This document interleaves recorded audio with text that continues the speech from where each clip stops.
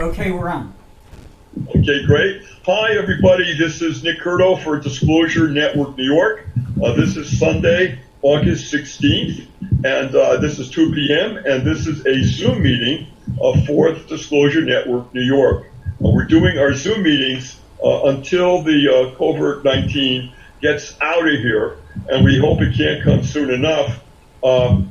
We have a communication from the center, which is our venue, and they said we are not going to reopen until the fall, maybe October or much later. We do not know yet. So I just want to let you guys know that we're on that. But so far, they haven't really got when it's going to open up yet. So we'll just have to wait and see. Okay, well, I want to go right into the first topic. And if you will, guys, if you would wave if you want to say something, and I'll call upon you, all right? And I only ask that because we have a number of people that you keep your, whatever you're saying, if you would keep that fairly concise, if you will, so that everybody gets a chance. I really want to make sure that everybody has some time to say what they need to say. So you certainly are welcome to chime in. Just give me a wave. Now, to the two people that are on the phones and I can't see them, you'll just have to say Nick and then your name, and then I'll call you in sync. Okay, so, okay, guys? Sure. Okay, Nick. All right, all three of you that I cannot see, so just say your name and then say Nick and then say your name, and I'll know that you want to talk.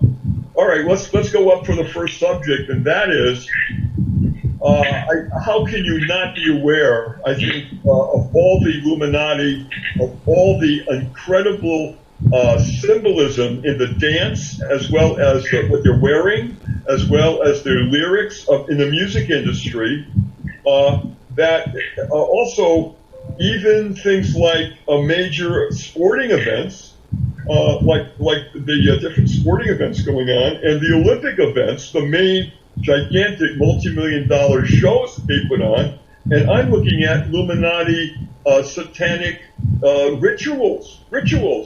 And the first time I was seeing that, I thought, what the heck am I looking at? Why in the world, of all the subject matter, of all the stories that they could portray, of love and hope and sports and peace, all the things that you'd think would be prominent, they're not there.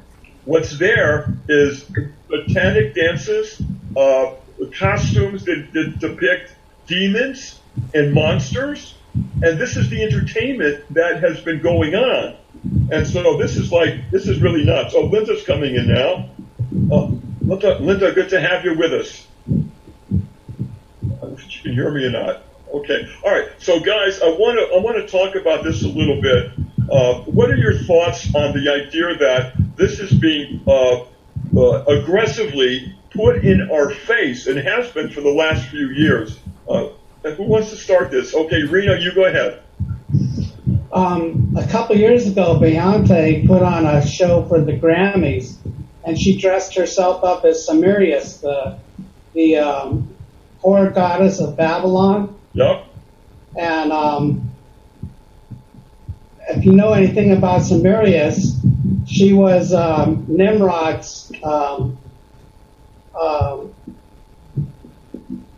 wife, and she was also the mother of all the mystery religions that came out of Babylon. Right. The pagan religions. Okay. So what the heck is that all? What inspired Yeah, her? why was she dressing herself up like Sumerius? I would suggest that she's not doing it. It's the promoters and the people that are backing her. The big money people that said, you're going to do this. And I don't think it's her decision. That's who else wants to Wait, I don't know what I'm hearing here. Linda. Hi, Linda. Good to see you. I'm sorry, we had some technical problems here. Oh, okay. All right. We're okay now. All right. So who wants to do a comment about the Illuminati aggressively symbols and people in the music industry plaguing us with all this crap? Who wants to start this? Tom, do you have a comment? Me? Yeah. Well, all I would want to say is that it's always possible that some of the people who, as far as you can tell by looking at them, that they're doing this, and you would think it might be intentionally. It's always possible that some particular individuals might actually not realize, and it might be just sort of like a coincidence. Let's say, for example, that you see someone with an Illuminati figure, something known to the Illuminati as a tattoo on their chest, right? Okay, and all right. It's always possible that all that really happened was that they wanted a tattoo and they went into a tattoo shop and the guy said, "Oh, I got some really cool stuff, check this out," and choose whichever one you think is the coolest, right? And the guy chooses the one that he thinks is the coolest, let's say, a dragon or a snake or something, without even realizing it, right? Without knowing anything about what it's really connected to. And then you see that guy on on TV or something like that, and somebody goes, "Oh, look at that, he's got an Illuminati symbol on his chest." And I guess what I would also want to mention is that one time, many years ago, one of the guest speakers at dnny was talking about Illuminati symbols, and he said, have you ever noticed that whenever you see a clock on sale in a store, the hands are always set at 10 minutes after 10? And he said, I wonder if that's some kind of Illuminati symbol, right?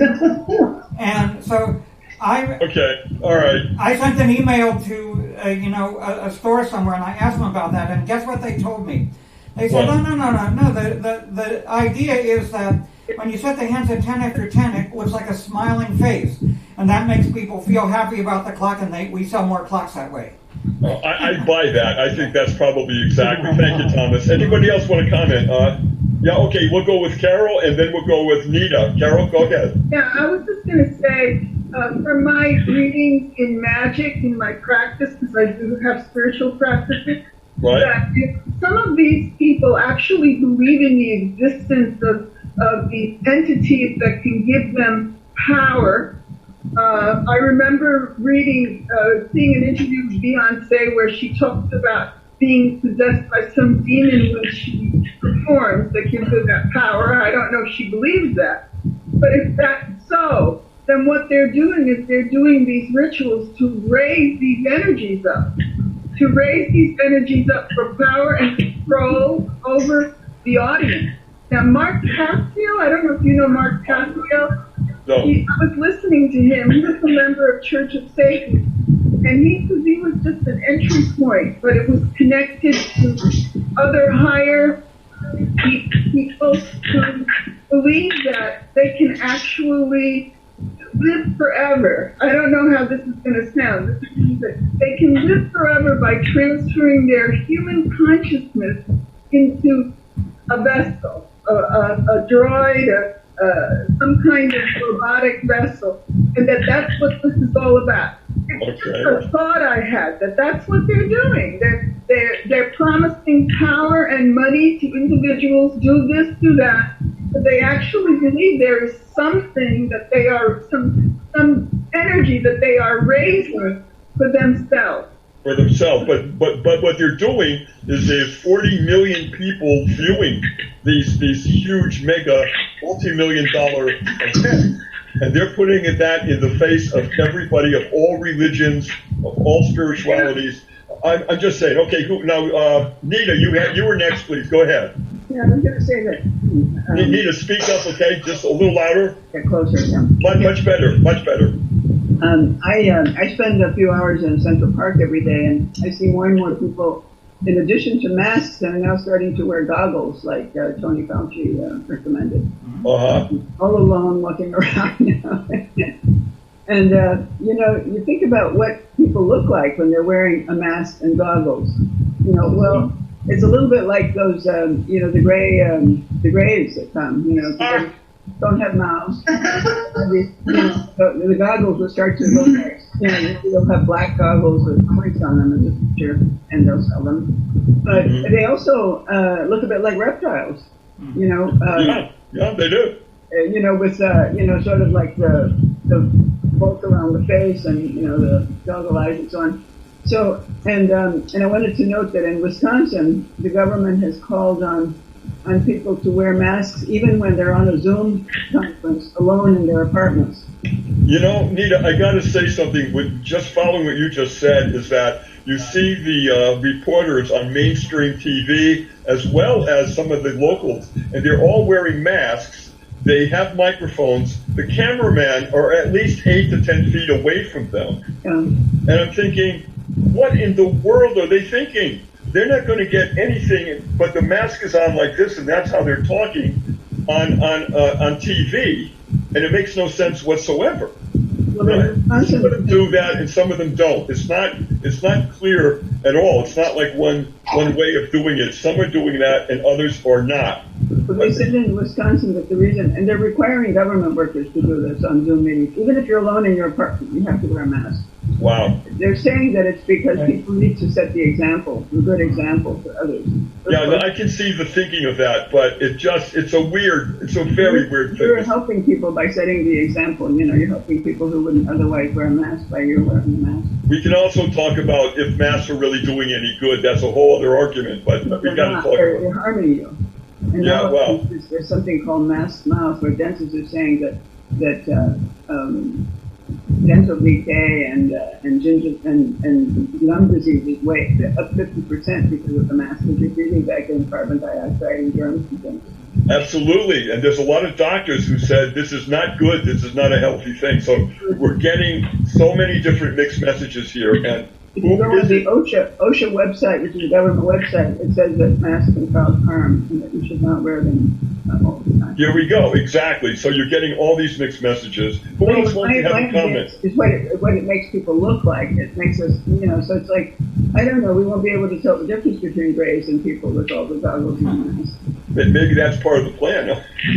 Who knows? Who else wants to comment? Sonia, do you want to say anything? Yeah, I think... Sonia, you got to go closer to your speaker, your microphone, okay? Well, I think all the symbolism that you see the performers putting on and the outfits, I think it's making infants and they're very young. Subconsciously, it's being stored there, and that's what they're really going for, the future. They're really imprinting them with the symbolism and the messages and whatnot. I really believe that. Sonia, I couldn't agree with you more. I think that that's exactly what they're doing, and a lot of this is for the young people who love music. And I've seen Beyonce. I've seen a lot of performers, and they look like cheap strippers in a Las Vegas club, like a seedy, cheesy club. I'm thinking, and the people that are dancing around them they look like monsters or satanic with horns and black capes. And I'm thinking, really? Is that where we are? And what is the message that's being sent here? And Disney has so many, a lot of your emails that you send me, I looked it up, and Disney, all the symbolism, Satanism, all the symbolism printed in there. You're really looking there. I mean, it's unreal. Children are really being programmed. When I was a kid, I wanted to work for Walt Disney as an illustrator. That was one of my earliest things of what I wanted to do. And now I'm looking at the Disney Corporation with different eyes. And part of it is exactly what you're saying. Oh my goodness, there's a lot to say. Wasn't Disney a Mason? Yeah. Right. Yeah. And I also didn't I read that he was also a CIA agent? Is that true? Did anybody read that? He did work. No, never did. You did, yeah. I did read something about that. On the record. Yeah, it's just like it blows you away sometimes. The things that you're Roy Rogers was I think a 33 Mason. Roy Rogers, my hero, with Trigger. And I'm thinking, really? And the answer is yes, he was that. So anyhow, Frank, do you want to have a comment here? I believe a lot of this is distraction. I really do. I believe we should be aware of it, but don't let it block our focus from moving forward and being aware about what we're supposed to be doing here, how we're supposed to elevate consciousness and spread the reason for being here, which is to join humanity and that we're part of a cosmic family. And all these are other diversions, and I always see that as that way. And I see friends of mine, that get so caught up in it, they don't want to look at the finish line or the goal. They just want to get sidetracked in all these other issues. I think you hit the target right on the head, and that is this diversion, these things that are deliberately sidetracking people from the real deal to other wild and very dangerous areas. And I think you're right on that. Who else wants to comment? Carol? Carol, you got to unmute yourself. Unmute. Yeah, I just wanted to say that Disney was like, because he testified before the House committee in the McCarthy era, and he turned in a lot of his co-actors. That's the reason he's not liked by some. I have family that are Masons. They're not into demonic worship or anything. So okay, that's a good point. That's all I wanted to say. No, that's a good point. Okay, Hal, go ahead. Yeah, I think you also have to be careful about guilt by association. Okay. Because as soon as, again, like Walt Disney, or not Walt Disney, excuse me. I know some other people who are 33-degree Masons, and they're not practicing magic. And a lot of it is somebody says something, so that makes it automatically reality, without checking. I wrote in the comments that you should check the definition of triangles in sacred geometry. So you have to be careful what, symbols that have whatever meaning. Some of them are exactly what you're saying. Some are they're being co-opted. And I think that's a good point. That's a good point, and you're right on that. And you have to look at every case individually. You're right. You can't lump them all together. That would be unfair. Anybody else wants to comment? Go ahead. 908. No? I'm 908, but I don't think I said anything. Nick. Yep. This is Joe Foster. Oh, Joe. Hi, Joe. Well, welcome. Hi, how you doing? Good. We were talking about the satanic imagery within dance and music and all of that, videos, especially with the music industry, and also the major shows, the multi-million-dollar presentations that are. It looks like devil worship. It's just like in the Olympics, in some of the Rose Bowl. I mean, it goes on and on. Have you ever seen anything like that? Yeah, actually, there's been a lot written about it too. I mean, various organizations and groups. Hollywood is noteworthy for being heavily engaged in a lot of those occult practices. Whether it's true or not, I don't know. I don't have any direct indication one way or the other. However, where there's smoke, there's fire, and a lot of the stuff that's been coming out about that indicates that people are doing things, whether they're bored, whether they want to find some alternative to the regular, the normal path that most people have taken in answer to religious questions that they didn't feel were being answered by their various religions. There is a lot of that going on, but then you also you can add into that the fact that human trafficking is at all-time record highs around the world. Oh yeah. That the incidences of pedophilia it's almost becoming mainstream. And I can tell you empirically something that happened that I was involved with way back when. I used to work for the FBI back in the early mid-'80s. Right. And it was during the time that Eton Pace was abducted or disappeared. Oh, yeah. And of course, Eton Pace was I think he was a 7 or 8 year old young boy, and there was a nationwide manhunt, and a lot of things came out of that. One of the things we became aware of an organization called NAMBLA, with the North American Man-Boy Love Association, that had a 501c3 status at the time. But of course, it became a lightning rod, and it was banned, and there was a lot of things that went on, city porn. I mean, where I worked, we were loaded up with contraband from all of that. And but over the years, the whole thing has become almost like mainstream. That now we have elected officials that are trying to lower the age of consent to like 8 years old. Oh my God.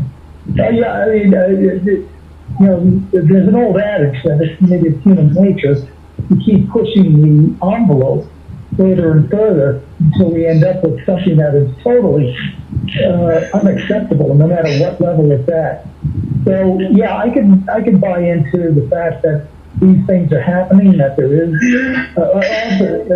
Also, I did know somebody that she was a refugee from, as they kind of tell, out in Nebraska of all places, where she actually witnessed a sacrifice of a human child. Oh my God! You can't make this stuff up, and it does happen. No, you can't.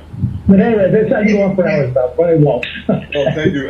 The thing about that is about the trafficking about children. I don't know anybody in this world that's a sane person that would think that was something that could ever in a million years be allowed. That's a horrible thing to have happen to kids.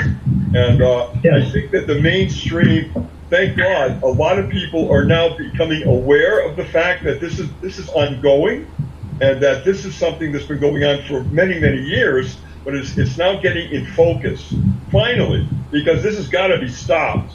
There's a lot of reports that Trump has put a stop to many of these trafficking groups worldwide. I don't have a lot of information on that. I hope it's true, but I don't know. Linda, did you have a comment? Yeah, I just wanted to add that this is going to go on and on and on. I mean, all these distractions, like Frank said. I think it was Frank. I recognize his voice. Yeah, it was Frank. It was Frank. Yep. Yeah. We're always going to have distractions. The devil never sleeps. He keeps walking around. He keeps probing into our music, our children, our lives. We just kind of have to hold it steady. And that's why we join meetings as you have, so we could all congregate together and be strength. When we have that strength together, it's easier to overcome, But when you're an individual by yourself, you have weaknesses, and they're only normal that you can be drawn into, Illuminati thinking, or devil worship, or Botanicus, where gypsies hang out and read your palms, and all these different things. So this meeting that you hold and others hold, and meetups, are very, very good for us as individuals to join forces and overcome. Because when you get drawn into the other thing, you're opening up a portal for yourself. And right then and there, a lot of this could dribble in to your person you are, what you're thinking. Very easy to be swayed today. That's why the meetings are very important, and the unity of each other, very important, the connection.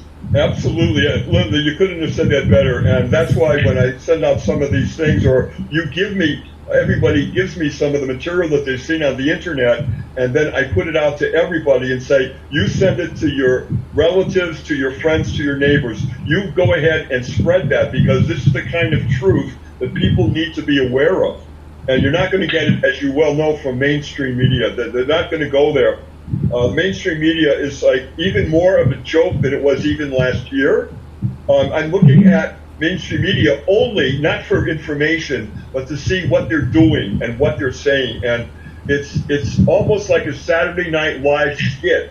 Some of the things that they're laying out as real, and the things that they're focusing on, and all the real news, the things that really would impact upon you, they're not even touching. They're not even beginning to go there, and it's just so in your face. Sonia, did you have another comment? Yeah, I just wanted to say, I'm looking into all this stuff, going down the rabbit hole and doing all this research, and you know what, sometimes it's overwhelming, and I think to myself, you know what, I gotta lie to myself. I said, this is some conspiracy theory, there's no proof, Biden is good for us, and Trump, blah, blah, blah, blah. And I try to go the other way, But you know what? Once you go down that rabbit hole, you're never the same. Much as I try to deny it, I know what I know. You know what I mean? Yeah. You just can't get, it's just so, and I just want to get back on remember the Wayfair thing that happened, that Wayfair with with the furniture. They were charging like $900,000 for a shelf and whatnot. Whatever happened to that? Yes. It's like, well, yeah, what happened to that? And you know what? I was looking into it, and when they took the photo, for example, the shelf of the books, all right, they inserted those books into that photo. Okay, they made it as one. And if you look at the title of the book, one of the titles of the book is called, the title is A Place for Human Ships. And one of the books is called Bloody Harvest, and it's about organ harvesting of the group that practice the religion in China, the Falcon Gun practitioners in China, which they put them in prison and they use their bodies, they keep them alive so they could harvest their organs. Oh God, yeah. In there. Yeah, falling down. Yeah. And the founder of the Wayfair, his name is Naira Shang, Shan, and he's the co-founder and CEO of online retail Wayfair, and he's in partnership with the Boys and Girls Club of America. Oh. What are you doing with children? Here we go. Oh boy. Wow, what a connection that is. I saw those ads. I saw those ads for those shelves before any of this came out, and I said, why so much money? I mean, it didn't occur to me because I like to shop online, and I came across that. Yeah. And when I read what Sonia was talking about, I was shocked. I think it was taken down. Yeah. I have the link. I'm going to put it in the chat if anybody wants to go and check it out. Oh, thank you very much, Sonia. And put the number where you can zoom in to what point you can, turn the cursor. I'm going to put it now as you talk. Thank you very much. Okay, Linda, first, go ahead. Just one more thing. When you know who you really are, and you really know that you're rooted, and in your contribution to the universe, nothing can shatter that too much. And it's true. When I joined your meeting, I was kind of like feeling it out and finding myself.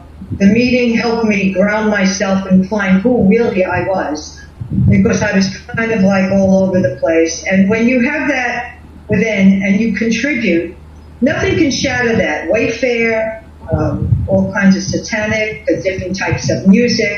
You know who you are, you know your focus, you know your path, you go with that, and you go with your feeling, because when you have a certain feeling within, then you know you're on the right path. When you have a weird feeling, you know there's an outside entity trying to get in, and that's when you have to put up your defenses. Well, thank you, Linda. Okay, Hal, go ahead, please. You got to unmute. Hal, you got to unmute. You got to unmute. Unmute. Hal, you got to unmute. Okay, Nick. No, but you were talking, but we couldn't hear you. I know, because I had to go down and unmute it. But anyway, no, I didn't have a comment. I was just getting more comfortable. Well, are you comfortable now? Incredibly comfortable. Well, no, take your time. We'll wait. Go ahead. Thank you. No, I am incredibly comfortable. All right, fine. Okay, I got to say, too, and this is also what Linda said, is that my position here is that I know, Linda, what you said is true. Like, when you know it's right, when you're secure about that, I'm going to, I believe, a state of protection for the young, for the people who are forming ideas and forming who they are, and when they're being thrust with these negative, unhealthy images, it really is bothering me a lot, and I wanted to just identify that. That's all, because there's a lot of these things. I read that 12% of the teenagers were at one point thinking of suicide. Yeah. Did you ever see that? More and more. More and more, and also adults, because they 25%. 25%. All right. Well, that's still very alarming. They don't have any outlet. They don't have any connection. Right. They're just wandering around, and it's very, it's becoming more and more. And then, if they could get through that period in their life, as they continue to get older, then they have more strength, more of a stance knowing, well, that was a foolish thought, you know, but they must get through that period, and it's very hard. That's why there's ADHD and all kinds of things these people think they have. It's just the children born after 1989, they have a different DNA than we have. They have a different thought pattern, and they're lost here. They don't know why they're here, a lot of them. And this is the reason why we have to stick with them and cultivate them and talk to them and help them along. I feel sorry for the ones that are alone and they can't get any help, or they don't have a guide to help them. But nevertheless, when you get over the certain hump, then the strength comes in as they mature. But the childlike person, it's very difficult today. Absolutely right. Absolutely, you hit it right on the head. It's those kids, and they're by the tens of thousands, and they're looking at particularly at these performances and all the videos that are going on. And after 1989, this started. The DNA with the children changed. Frank knows all about that. Yeah. We're the light workers, and then there's another generation, different DNA that came after us. Yeah. Right. They know things. They know things that we don't even know. Right. They come out with natural information. How do you know that? I just know it. They come out with all the different information. And it's in their mind. It's in their DNA. They're born like that. After 1989, this started. Right. Interesting. Anthony, you haven't given an opinion yet. Do you want to just chime in to some of this conversation? Sure, a little bit. I read the letter about Beyonce. So I don't know how specifically she is putting out the message, hey, worship Satan. My feeling as, someone involved in entertainment is, some of the actors have reached into some dark spaces, and a lot of times that's kind of the nature of entertainment. My mind was just jumping to, hey, what was the 50s like with rock and roll? What were the perceptions of the older generation as, I don't know. I remember from the 60s. They called it devil music. They called it devil music.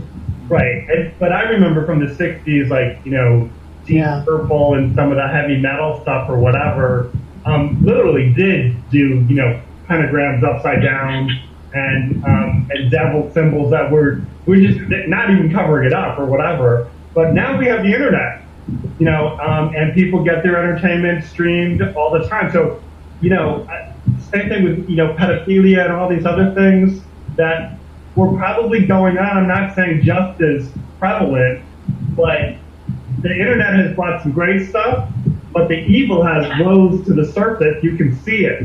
You know what I mean? So I don't know. I'm not really. I'm just saying. I'm just weighing all this. I'm not sure there's much to do about it. I don't know. When I saw Katy Perry's Olympic thing, there was a YouTube video on that. I thought that was a real stretch. There was many triangles, and they chose one triangle that was upside down or whatever, and I just thought, a triangle? Really? I wasn't seeing it. In Switzerland, and triangles are alchemical systems, symbols as well. A triangle upside down one means water, I believe, and an up one with the point up is fire, and then with a line in the middle, it's the four elements. So I don't think that is satanic particularly.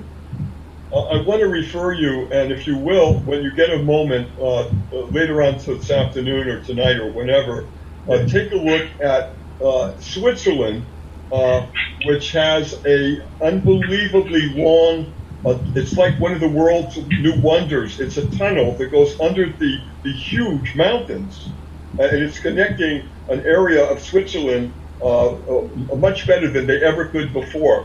And it was a very big, multi-trillion-dollar long project that a few years ago was completed. This was a gigantic accomplishment. Nick, it's the CERN Collider.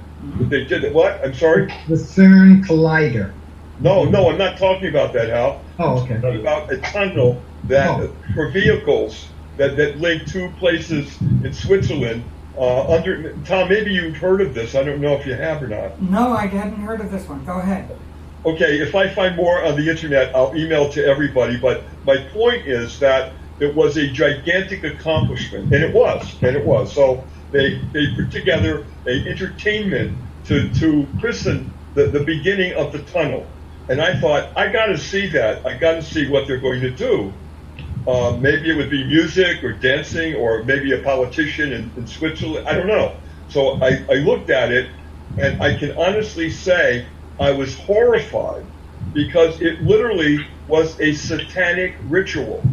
You can't dismiss any of the costumes, of the dancing, and of the story that the dancers told. And it was really that's what they're doing to celebrate this incredible accomplishment.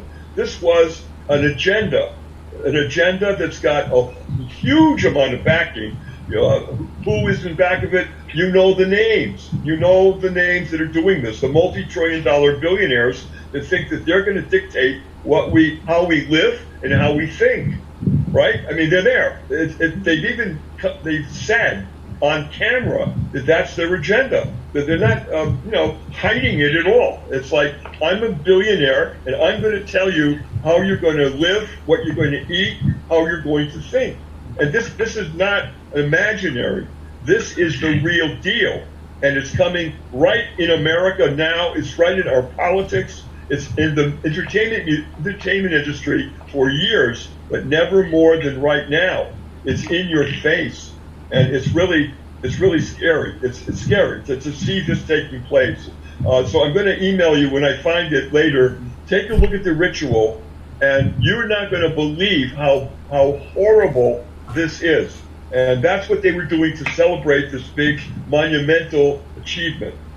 Anyhow, I wanted to put that on the table. Yeah. Jim and I posted links to the ritual and an article about it. Oh, thank you very much for that. Oh, great. Everybody, did you hear that? Did you see that? Okay. Thank you for that, guys. Thank you very much. That's a good example of what we're talking about here. Thank you, Jim. Appreciate you doing that. Joe, did you have any, or either Joe or Frank, did you have any more comments? Because I can't see you. Frank? Hi. Here, this is Joe. Joe, hi. Do you have any more comments about this general subject? Yeah, just a kind of a closing comment about it. Sure. It is so widespread. It has been for years. The gentleman that founded the Jet Propulsion Labs was a infamous person that was deeply involved in all this stuff until he blew himself up. Jack Parsons. Yes, exactly. And the things that are going on in Hollywood, the parties, the strange deaths, drug overdoses, and everything else. This is a lot broader and deeper than I think most people fully understand. The secrets keep coming out, if you will. People that were within the industry that participated at various levels, they come out and talk about it. And it's not the type of thing that's going to enhance you to your brothers and sisters in the industry. So I don't think it's being done for selfish purposes. And I think that there's probably a little bit of guilt that goes along with it. The mention of blood and the book, the Fallen Gone. The whole thing about how blood is used during the ritual, it's the pain that has to be inflicted causes the endorphins to flood the system. And apparently, the younger the donor, if you will, the more endorphins can be pumped into a relatively small amount of blood. And the blood sacrifice and the blood sharing is where that comes from. Not for everybody, but apparently it is a form of currency that is extremely expensive because of the difficulty in getting it. That's come out in a number of different places. Various law enforcement agencies have documented it, and of course there's the missing persons. If you look at the number of people that go missing every year, they're not just walking away. There's other things to it. Anyway, I think we could beat this source for hours, but I think that's all I have to say about it right now. Well, I'm glad you approached this subject. It's not a happy subject, but it's a real subject. It's happening. It has been happening, and I would say tens of thousands of children have been dragged into that, and some of them have been murdered for those reasons. Think of that. Yeah. Sounds like nobody human would ever do, and the answer is they do. And one of the terms I was reading about, it's a code word, and the word is pink, P-I-N-K, pink, referring to that kind of blood, because and a lot of billionaires will buy this. They don't, and they know where it's coming from, and one of the reasons they're drinking it is they think that they can live longer and healthier if they're consuming this amount of blood with all that in the blood. I mean, I hate to even go into the subject, but we have to face the music. We have to educate ourselves and realize that this is part of what's going on. This is an agenda that's going on. And a lot of people are being hurt and killed. Nita, go ahead, please. Yeah, I would like to recommend a book, which is called The Windswept House by Malachi Martin. This was written in the late 90s. Malachi Martin is the chief exorcist in the Vatican. And he asked... Can you talk a little louder? I can't hear you. Malachi Martin, chief exorcist in the Vatican. And he had to be relieved of his duties at a certain point, and he came to New York on a Guggenheim Fellowship. And he wrote novels. And he said that the novels were the truth about what was happening in the Vatican, but he was just writing them as novels. Now, no one in the Vatican, or no one ever said Malachi Martin was a kook or discredited him or anything. The Windswept House, in it he describes child sacrifice in rituals that take place between the Vatican and the United States. He talked about the pedophilia with the priests. This is back in the 90s. He talked about the sale of fetuses for the rituals and so on. And after he had written the book, he said it, and he talks about how the European Union was created by the CIA in conjunction with all of these rituals of child sacrifices and so on. And he said at the end, this book is about, it's the real situation, I just disguised it. And people have actually figured out who the different people in the book are. And he talks about how the Vatican, and this is not the whole Vatican, but it's some of the Vatican. Pope Francis now doesn't live in the Vatican because he would be killed if he were. So he's been trying to clean this up. But Malachi Martin was writing a sequel to that book, and he said, in the sequel I'm going to reveal a lot more. Well, he died mysteriously, and the manuscript disappeared. This was in 1999, I think. Here we go, okay. But this is a book by somebody who was very credible, who was never discredited by anybody, including the Vatican never said he's a kook. They just didn't say anything. And it's worth reading.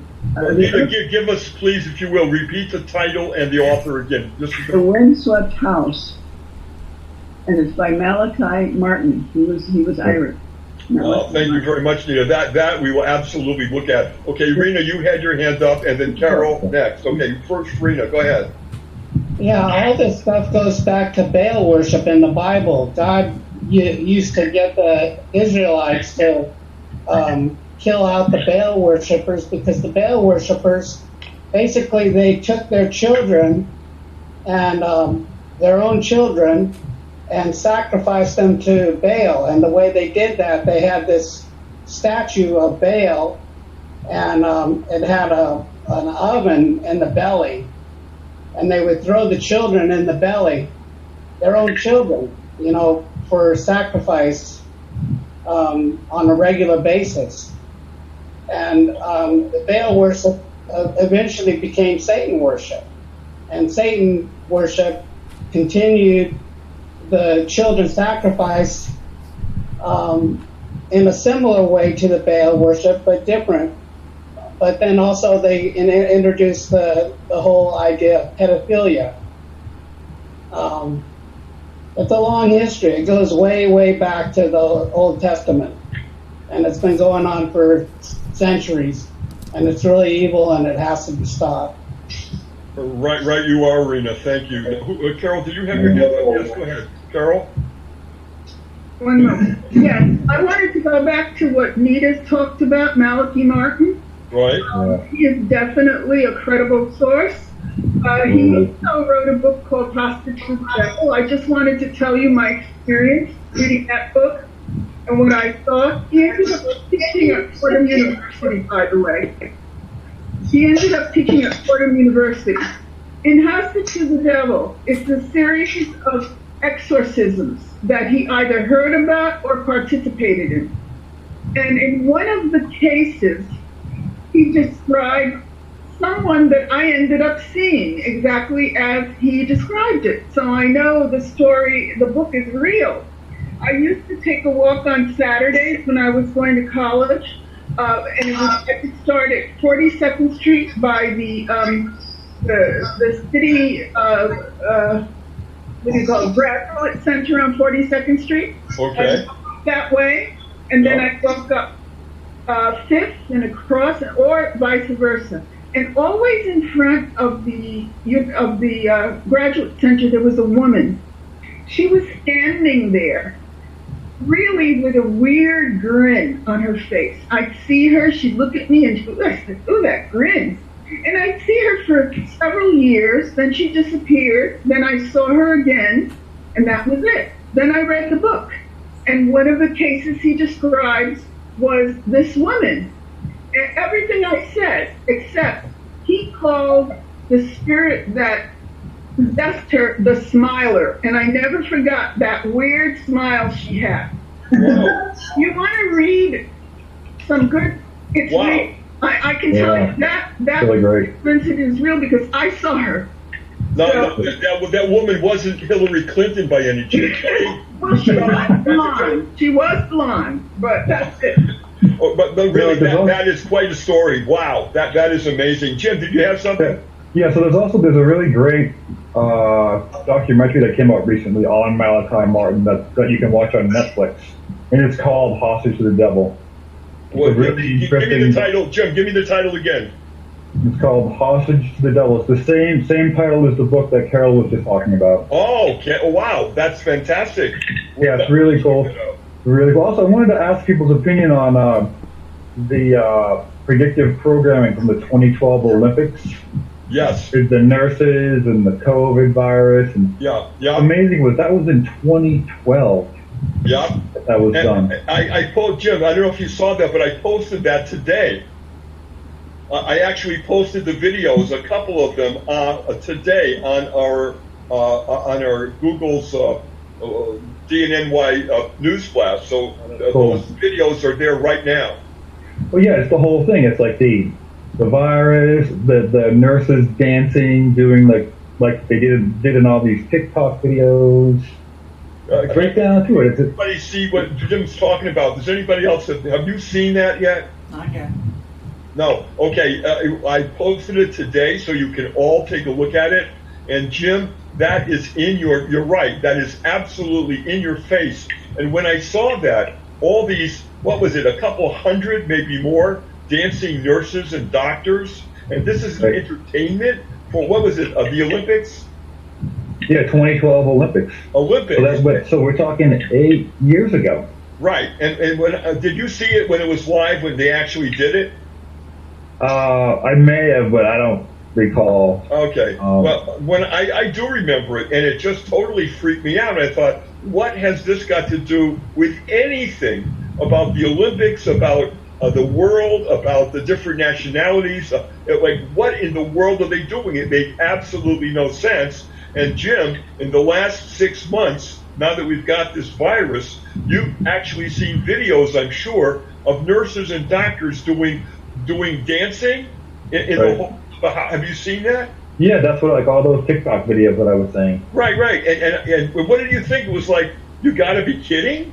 Like, who is Right. behind that? Or what is going on? Yeah, and it was 8 years ago. I mean, that 8 was in years ago. 2012. So Yeah, it was but like, you know what what? the hell? This was planned. I think a lot of people are going to either find out or have already come to the conclusion this was planned years ago, as one of the major points of getting the New World Order to come into fruition and to knock out America, because right now America is standing in the way of this agenda. That's what's going on right now. It's a fight to the finish. And they played their big card with this virus. This was engineered, and the timing was exactly what they wanted. And right now, things are up in the air.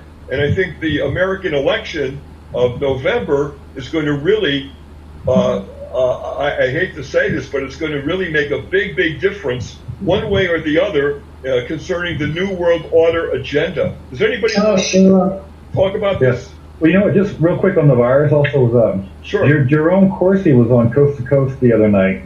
Okay. Talking about the virus, and he was saying that he thinks that there's going to be a COVID-20 that's going to be released over the course of the winter. So it won't just be like, okay, COVID-19, we can't get rid of it. Like, here's the next iteration of this virus. To bring America and the world to their knees. Yeah. And to destroy, which is already going on. I don't know about you guys, but my neighborhood, all the little shops and some of the big stores are closed for good. I never thought it would be, I never dreamt it was going to be like that. All these Subway sandwich places are closing. All these little Subway sandwich places. Yeah. Well, how about Barnes and Noble? One of the big stores, the mega store on 86th and Lex, closed, gone. And other big stores are closing too. And also on Fifth Avenue, some of the major, long-time, big name stores are filing bankruptcy. I never thought that would happen. And I'm telling you, it's all the names that you would know. Tiffany had to move.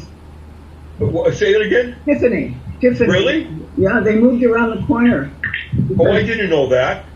I guess because of the Black Lives Matter thing that it's all blocked off in front of the Trump building. So they moved around the corner, and it's all stainless steel, and it's nothing like Tiffany anymore. I want to go, for 1 second, I want to go down this road that we're approaching now, which was that what's the difference between legitimate protesters who want to see a wrong corrected, as opposed to thieves that use these marches to just break windows and steal merchandise all over the place. There's a big difference between a thief using the cover of a protest and legitimate protesters trying to peaceably protest. Does anybody want to comment on that? Go ahead, Nita. The thing that strikes me is not so much that there would be thieves that would do this, but Black Lives Matter has not denounced it. Now, in contrast, I was a big supporter of Occupy Wall Street, and when there were a few incidents of black box stuff, the leadership denounced that and said, we do not support that, and that's not part of our movement. Right. Black Lives Matter has not done that. That's surprising. That's surprising and shocking that they wouldn't immediately do that. Because by saying nothing, they're really saying that's all right with us. Nita, good point. Anybody else? Well, this is Sonia, and then Linda. Go ahead, Sonia. You had your hand up first. I see the media kind of playing on the emotions of the black people, because I've been seeing a lot of old movies that have to do with slavery and whatnot, and it kind of like getting into the emotion and stirring it up. So it keeps this, the fight going on. You know what I mean? So the division, that's what I mean, going on. I really believe that. I really feel like they're playing on the black people's emotions, and getting them stirred up. Because I'm saying, why are they showing this? This is going to make them all upset. This movie on Roots, that old movie back in the 70s, they're playing it over and over, and those kind of movies. And I just wanted to throw that out, you know. I think the answer to that, Sonia, is the phrase divide and conquer.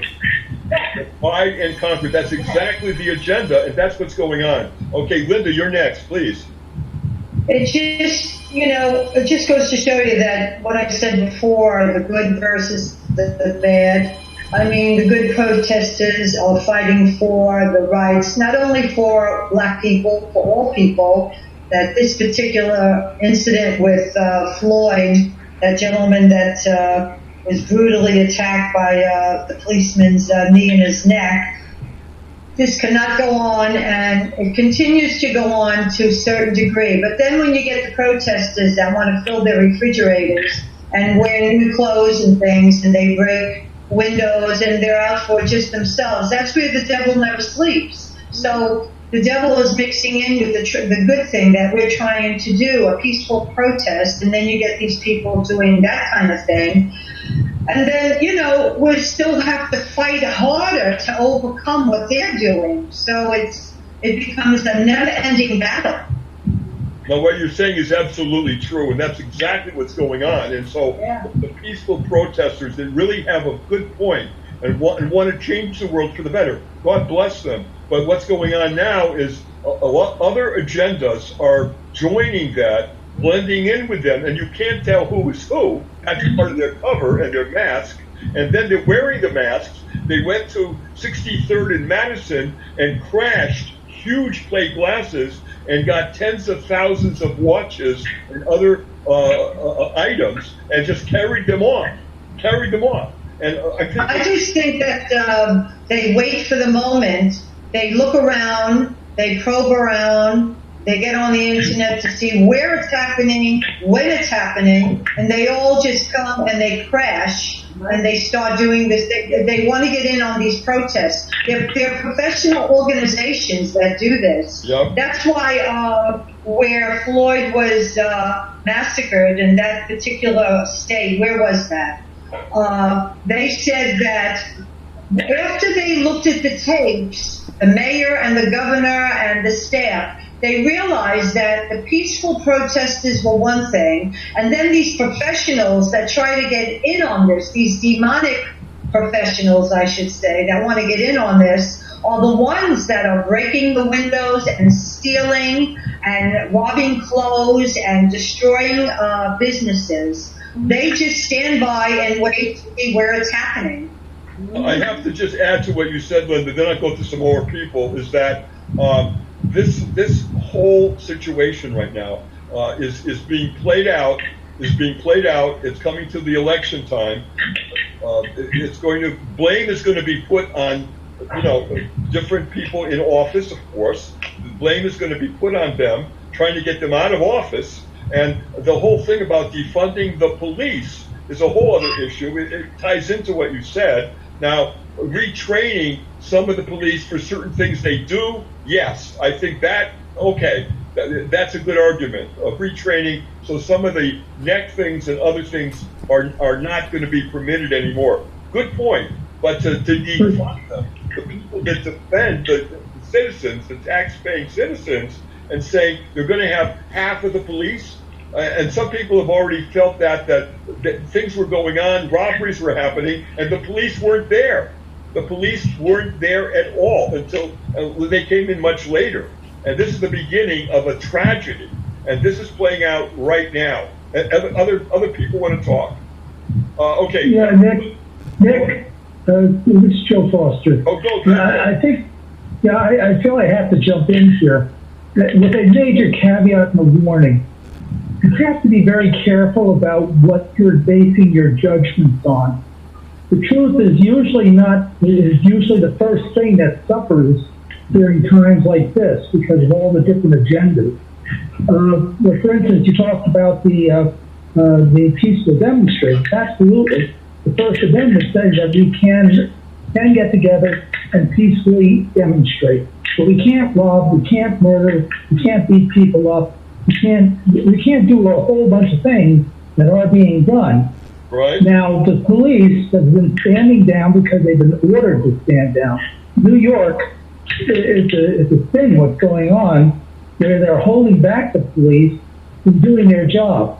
Now, with that being said, the sense that what happened, yes, anytime you have a death, it's tragic. But you have to understand that, number one, that particular police officer, there was only one complaint against him in over a year. That's extraordinary. No. Because most cops, even if they don't do anything wrong, if they look sideways at people will complain, and it goes on the record. That's one thing. The other thing about the training of the cops, that is also not as accurate as it's being portrayed. You're getting a massive dose of propaganda that is being foisted on us by the media. Now, Nick, I just sent you 2 links. I strongly suggest you take time and look at these links because it explains everything in absolutely great detail. Okay. And all of a sudden, it makes everything look a lot different to us. It is not, what we see is not what we're getting. So I would be very careful about blowing about it's all the cops' fault and all this. It's not. Now, this is something that took place. They were waiting for an incident. There have been several other incidents, and yes, there are bad cops, but not to the level that these people are being portrayed. Yep. Okay? So I can't stress that enough. And the fact of the matter is if they do get the cops to stand down, or they do defund them, or they take all the tools away, all the tools of subduing somebody that is violent are now basically illegal. Now I want you to think about that. If you have a 240-pound cop and they're wrestling with somebody that's 180 pounds but on PCD, you have a mess on you. That person is a hell of a lot stronger and more resilient than a lot of people understand. Mm-hmm. Cops understand this, because if you can't put them in certain holds, not the choke holds, but there are certain restraining holds that have been thrown in. It's like throwing the baby out the bath. Right. I can say that empirically. That is true.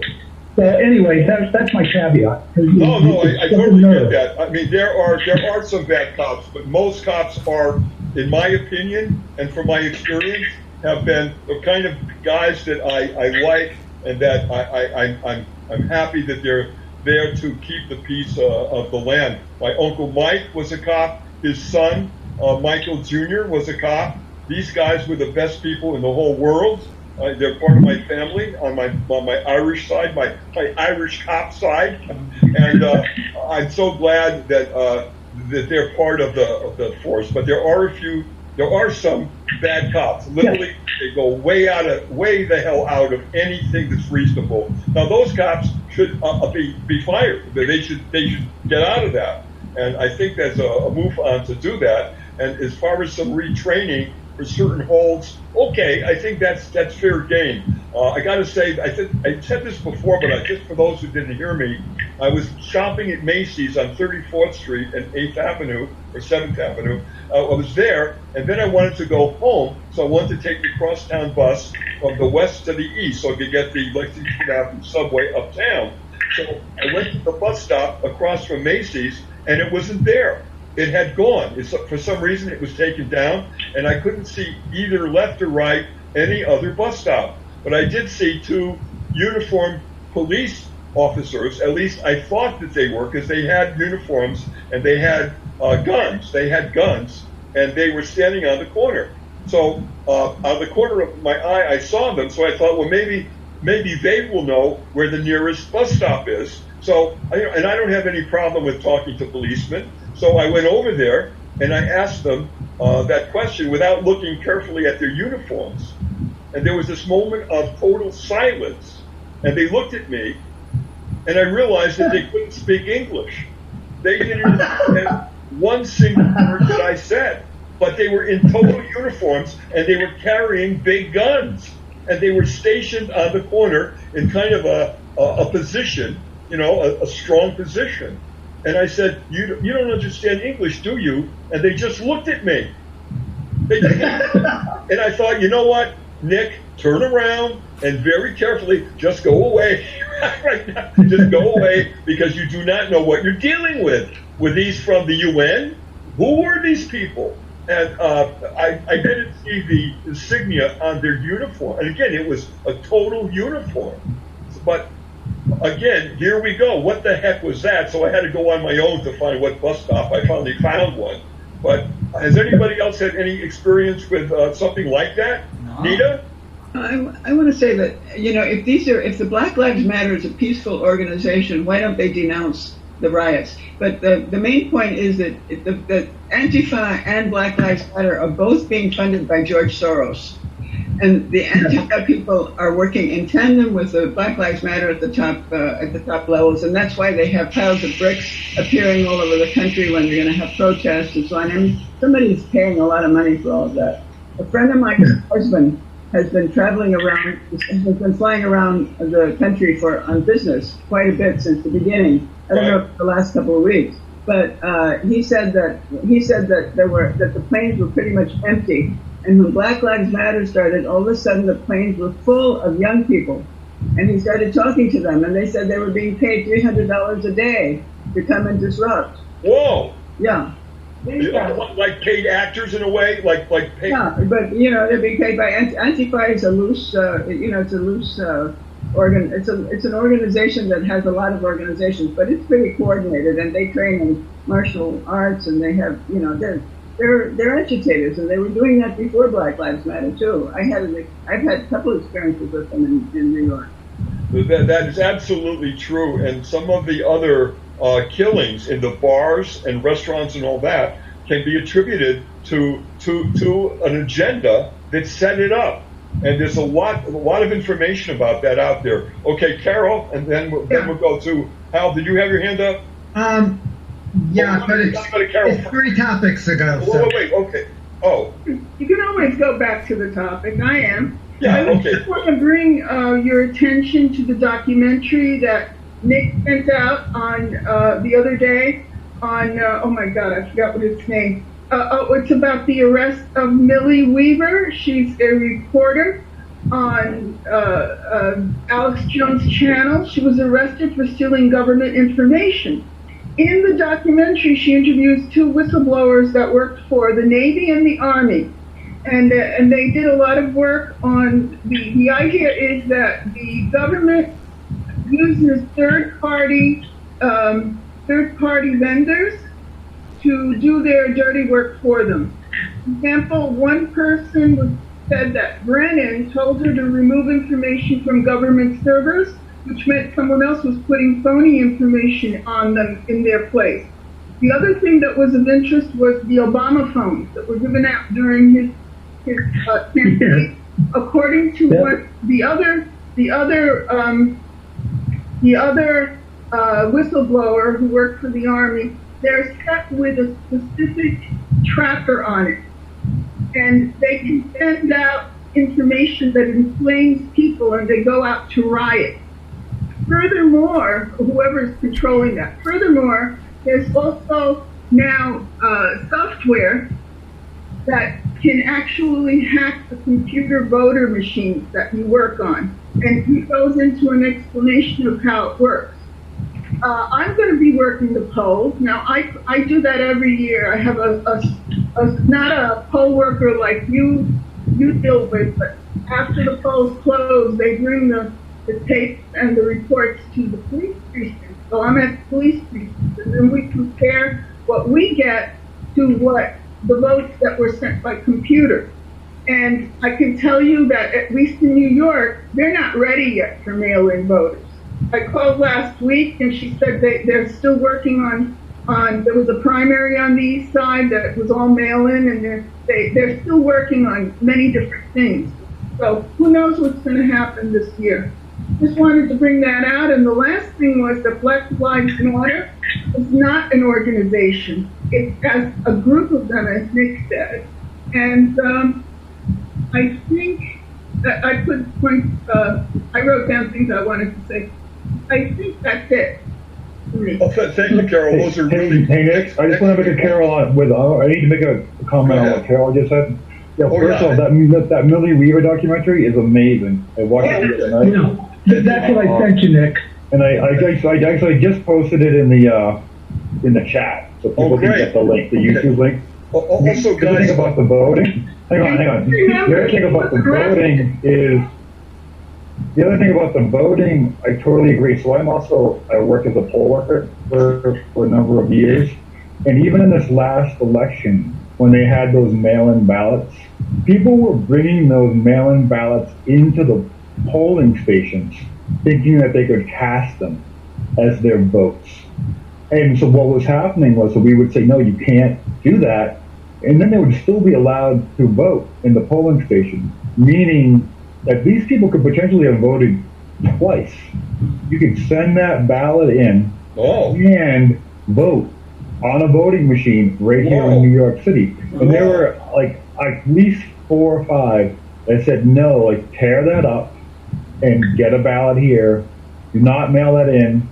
You know, and one of the other problems is just people are so misinformed. I was going to say uneducated, but just misinformed, because we even had a poll worker who had brought their mail-in ballot in, thinking that she could cast it. And this is the person who works for the polls. Wow. So part of the fraud that happens is the incompetency of the people, that work in those polling stations. Amazing. Just will blow your fucking mind. It's really crazy. Oh boy. Jim, Carol, I salute your work for, going and checking those results. There's a lot of fraud that's going on in the New York City electrical system. They were going to do away with the position that I do, because the up until this year the system was pretty accurate, they said, but now I don't know what's going to happen. And this is the big one. This is the big pivotal moment when it comes to November 2nd. This is a big deal here. And what you're saying, unfortunately, is true. So we've got a big issues that every American has got to face. And I don't know how this is all going to be played out. It's going to be interesting. Thank you for that. Guys, I got to ask you a question. And then we'll go to Hal, because Hal's had his hand up. But before we get to Hal, I just want to ask you that the people who were kind enough to put these things on the screen about how to access some of the information that we've been talking about for the last 90 minutes, also, if you will, send it to me so I can post it also, so more people can see it. We have hundreds of people that will get the post, so send it to me also as an email, if you will. I want that as a general rule, that when you're giving that information or talking about a book that you think you want to recommend, also send me that with a little bit about it, so I can post it to hundreds of people who really need to know this also, okay? You want to be effective. Okay, Hal, you've had your hand up a few times. I'm sorry I didn't get to you. Please go ahead. Okay, now a couple of things. One, with the multiple voting, I don't know how they're doing it. There was an article on NPR that they are trying to work out a way that if to prevent double voting like that. That was one. The other thing was wording, like you mentioned. Is it fraud about things or incompetence? Because they give two very different things. Fraud sounds like they purposely planned it. The other sounds like normal incompetence when they try to put things together. But, no disrespect intended. But the point I was going to make before, when they're talking about defunding police, some people I know who work in health and human services, as they're saying, it's not just defunding police, it's trying to put a lot of this money into health and human services so that you're working, an example they gave was that you're bringing health and human service people who can de-escalate a situation if it's domestic violence, as opposed to just having a violent confrontation between police and the people involved. So the money is being used towards something, not just, going back to someone's pocket. Okay, good points all. Okay, The moment you have healthcare people coming in instead of the police, you're going to have them making decisions about whether they need to have sedatives applied to them or whether they need to be taken to a mental institution. You do not want that, because the police are not able to do that. And that's what we're going to have if we bring healthcare professionals. I work in the healthcare field, and that's what's going to happen when you have social workers out there. And a lot of social workers are really worse than the police, believe me. I mean, and everything, tell me terrible things. If you don't want people out there who can give you an injection to subdue you and then confine you to a mental institution because they don't like your political views. If I could, go ahead. Nick, one thing, based upon what was just said, the first time within a week, I think that they send in unarmed social workers or nurses, somebody's going to get killed. That is, you go into a domestic situation, that is probably the most dangerous free fall you can get. I believe if you send somebody in to diffuse it by talking, there's going to be death. I can guarantee that. Wow, that's a good point.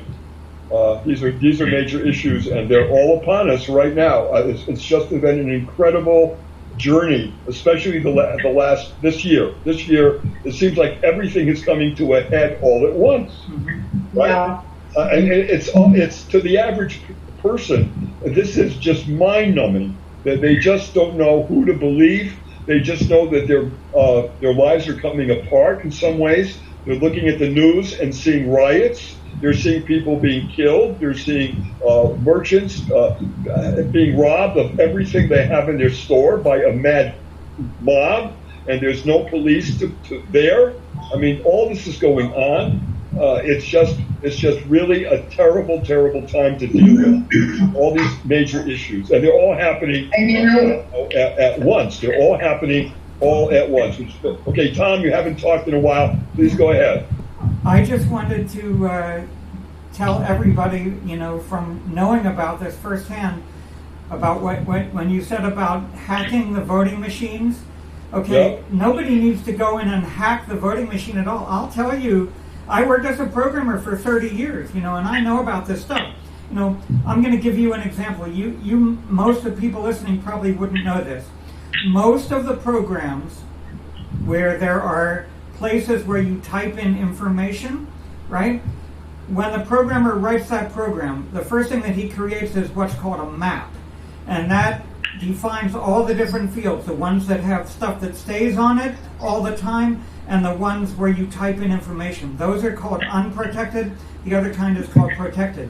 Every one of these has a little one-character thing that you don't see on the screen in front of it that is called the attribute byte. And the attribute byte tells where the field is, what row and column it's in, and it also tells what color it is, and whether it's bright protected, bright unprotected, normal intensity protected, unprotected, and invisible. You can have a field that is invisible. And the idea is that, when somebody hits the tab key, the cursor skips to the next field that exists. And you can have people who know that there's an invisible field there that nobody else knows about. And then they hit the tab key, it goes over to the invisible field, they type in their password, and it gets compared to a list of passwords of people who are allowed to do this stuff. And then it says, okay, you can do it. And we did this for real.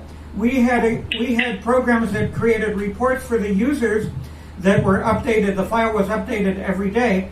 And a user might call in and say, I forgot to get my report yesterday. So one of us who had this ability with our passwords on this list, we would hit the tab key, we would go over there, we would type in our password, and then it would flip the cursor to the bottom of the screen, and it would say, type in the name of the file you want the program to use. And what we would do is we would load yesterday's file to the test system, and then we would load the test system into the live program. Now, if you can do that, you can very easily have an invisible field, and somebody who knows about it goes in there, he flips the tab key over to the invisible field, types in his password, and then he types in 10,000 more votes for Trump, or whatever you want. So it can be done. It can be done very easily. You don't have to hack into the system to do it. The regular program itself can already be built to do these things. So that's what I wanted to tell everybody. I've seen it with my own eyes.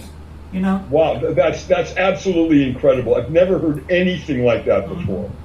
Thank you, Thomas, very much. Every computer programmer knows this.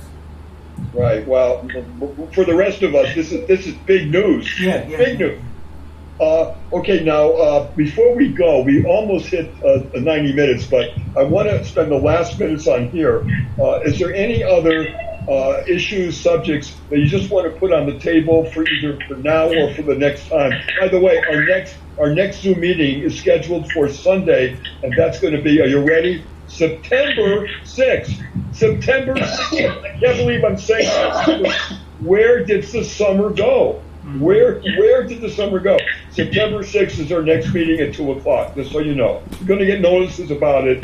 I wanted to let you know right now. Any other thoughts quickly that we want to, anybody raise their hand? Frank or Joe? Oh, I'm finished. Thank you, Nick. Yep. Okay, anybody else? Okay, go with Linda first. Go ahead. Quickly,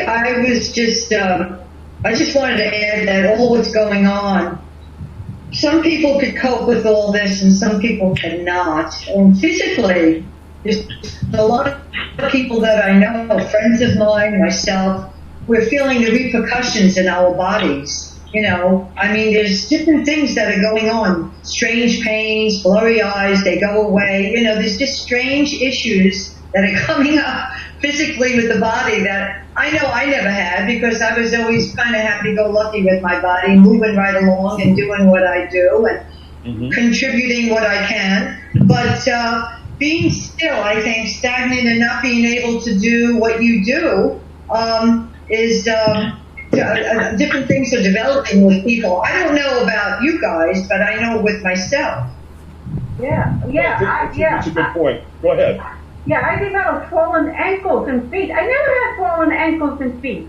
And and another person that I know also told me she never had that problem. All of a sudden, she got swollen ankles and feet.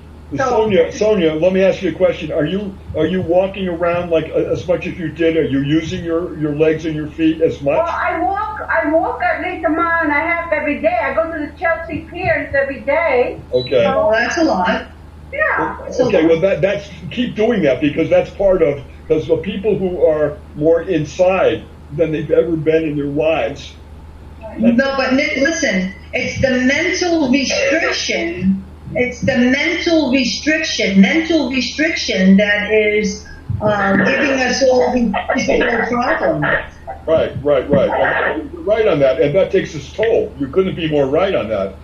Anthony, do you have any final thoughts you want to share before we go? You know, I just flashed on something that Frank was talking about, I think, in your radio program. Yeah. The Integratron, which I looked up, which was fascinating to me. So I guess they're doing sound baths now? Yeah. Yes, they are. Yeah. And I submitted some of the photographs of the wiring underneath the Integratron to Nick. I don't know if he was able to share them with you, but it's an intricate spider web of copper wiring. It's phenomenal. Yes, I saw that. Oh, yeah. Incredible subject. Those are the kind of tools we need. I would love to hear more about what Valiant Thor is behind the scenes even now. Oh, absolutely. We've got my podcast, we've got our Zoom meetings, and hopefully soon we're going to be face to face in other meetings. But I'm going to keep the Zoom meetings going as well as when we start doing face to face again, as well as my podcast. So there's 3 ways that we can communicate now, and this doesn't now limit us to New York and Manhattan. The podcast could be anywhere in the world. And I've had people from all over the place on my podcast. You need other planets to pick up on all of this. Well, I hope so. I would like to have more ETs on the program. I really would. I have a lot of questions to ask, and I'm sure you guys do too. I want to say Nita, a final thought? Yeah, I just want to remind people that there's a demonstration against the lockdown on Saturday. City Park. I think you sent out a thing about that. I did. City Park, right? City Park from 12 to 3 on Saturday. So maybe you want to send that out again, because we should all attend. Okay. All right. Thank you, Nita. Anybody else now? All right. Well, I want to thank everybody here for contributing to this, again, an amazing Zoom meeting. This is the way we communicate. This is the way we learn and the way we share information. So thank you all. I love you all, you know that, and we'll be back on the 6th September. Oh my goodness, fall is almost here. I can't believe it. So to everybody, and also the people who are listening to this, thank you very much for sharing and being part of our audience. We enjoy that. If you want to go to our website, that website is www.dnny.info. Again, dnny.info,